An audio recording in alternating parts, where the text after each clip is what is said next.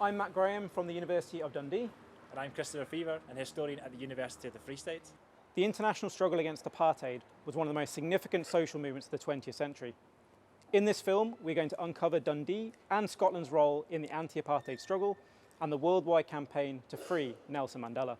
Apartheid was formally established in South Africa in 1948 and was a system of governance and legislation premised on racial division. South Africa's white population benefited from this hierarchy, in which all aspects of economic, political and social life were organised and divided on race and enforced by subjugation, violence and oppression.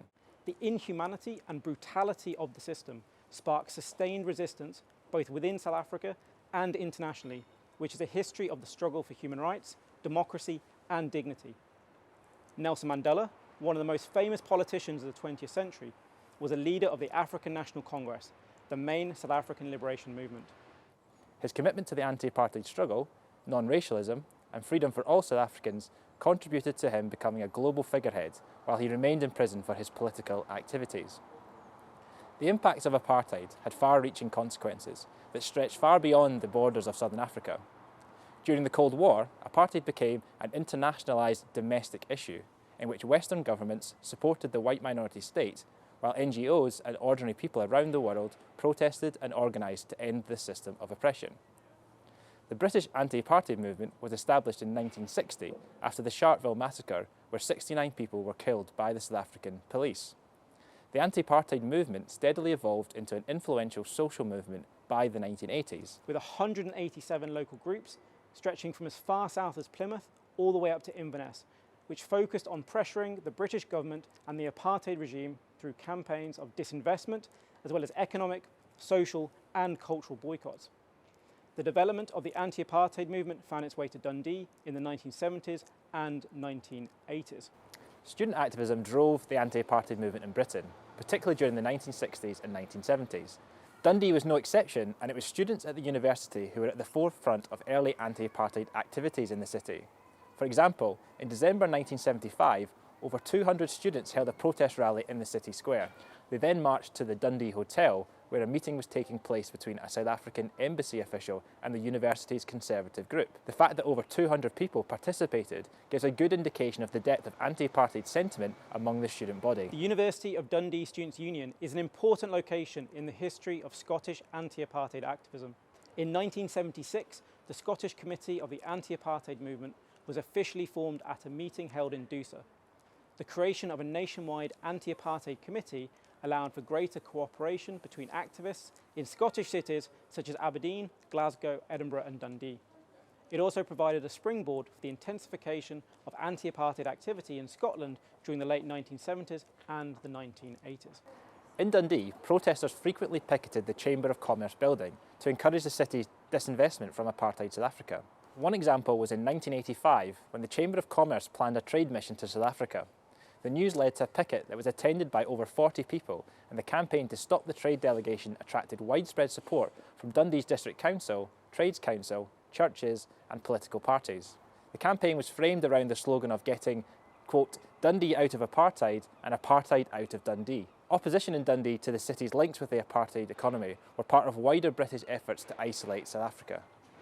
Pickets against the racist South African regime were frequently held outside of supermarkets across the UK. In Dundee, activists targeted the William Lowe store on the Perth Road and the Tesco in the Wellgate.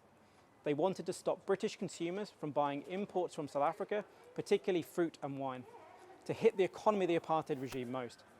The consumer boycott showed Dundonians how they could individually make an impact on a global scale by making relatively small yet significant changes to their shopping habits. It was effective.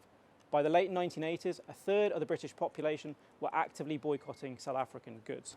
The campaign to award Nelson Mandela the freedom of the city was the most significant anti-apartheid campaign that took place in Dundee. It was initiated in June 1985 by the Dundee anti-apartheid movement, with support from local Labour Party branches, trade unions, as well as religious and community organisations. A petition was signed by over 4,000 Dundonians calling on the District Council to give Mandela the freedom of the city, whilst various other events were held, including a 24-hour picket in the city square. The response to Dundee anti-apartheid movement's petition highlighted the city's considerable level of support for Mandela. Dundee anti-apartheid movement's campaign was critical in putting the issue of the freedom of the city for Mandela on the District Council's agenda. At a meeting on the 31st of October 1985, Labour Group leader Ken Fagan moved that the freedom of the city be granted to Mandela. The public gallery in the city chambers were reportedly too small to accommodate the number of anti-apartheid supporters who had assembled to listen to the debate. Those who could not get in stood outside of the chambers shouting anti-apartheid slogans. 29 of the 43 district councillors voted in favour of conferring the freedom of the city of Dundee on Nelson Mandela. It was a clear sign of Dundee's support for Mandela and the worldwide campaign for his release. Lord Provost Tom Mitchell said that giving the freedom of the city would help the council and Dundonians better understand the situation in South Africa. Given the high regard that Mandela is held in today, this might not seem like a particularly controversial act. However, in the 1980s, there were many people in Britain who believed Mandela was a terrorist and criticised the council's decision.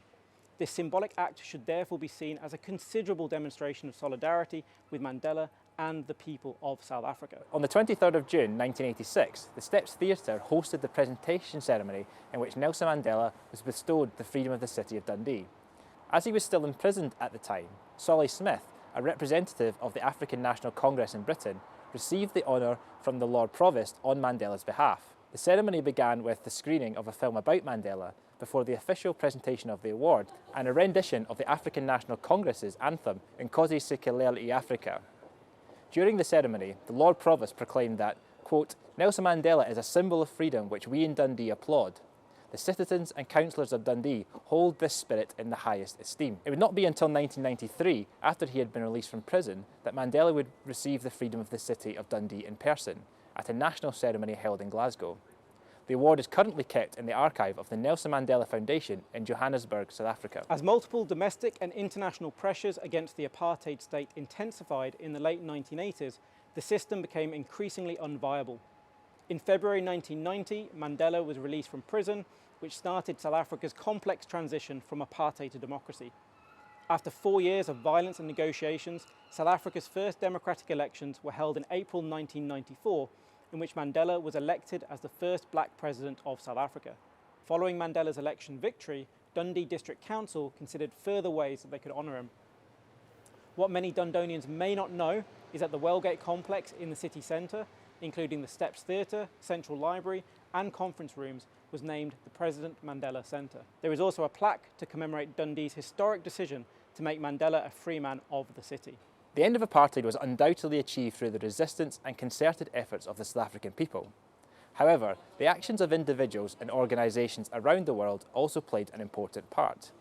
The story of Dundee and Scotland's involvement in the fight against apartheid exemplifies how making a hard choice can often be the right one.